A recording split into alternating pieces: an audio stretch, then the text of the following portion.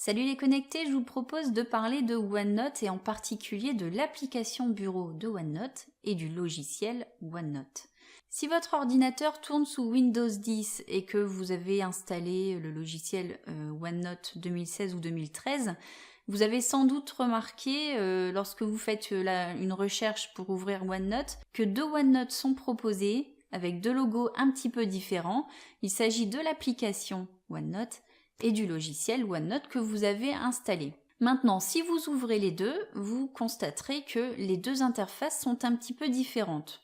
Ce qu'il s'est passé, c'est que l'application bureau OneNote est préinstallée sur Windows 10. Donc vous l'avez automatiquement sur votre poste et à côté de cela, vous avez installé OneNote 2016 ou 2013, donc le logiciel. Quelle est la différence entre les deux ? Si vous avez fait quelques recherches sur Internet, vous avez sans doute remarqué que Microsoft préconise d'utiliser l'application bureau, et c'est vrai que leurs arguments sont alléchants. L'appli bureau OneNote, c'est celle qui s'appelle OneNote tout court, sans l'année derrière. C'est le OneNote avec l'année, ça sera le logiciel.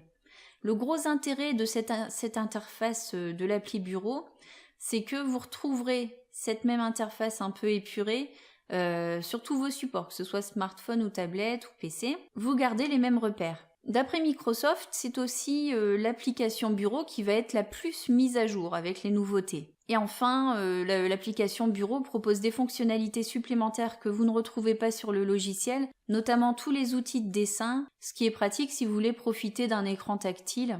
À côté de cela, le logiciel OneNote, que ce soit 2013 ou 2016, peu importe. Alors, a priori, il y a moins de fonctionnalités, vous ne retrouverez pas autant d'outils dessin, par exemple. Après, je pense que c'est une question d'habitude.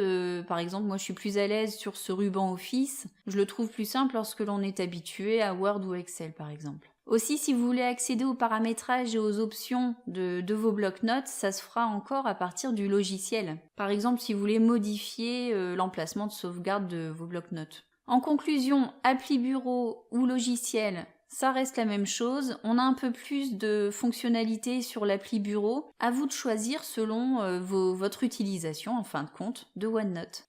J'espère que cette vidéo vous aura aidé, à bientôt.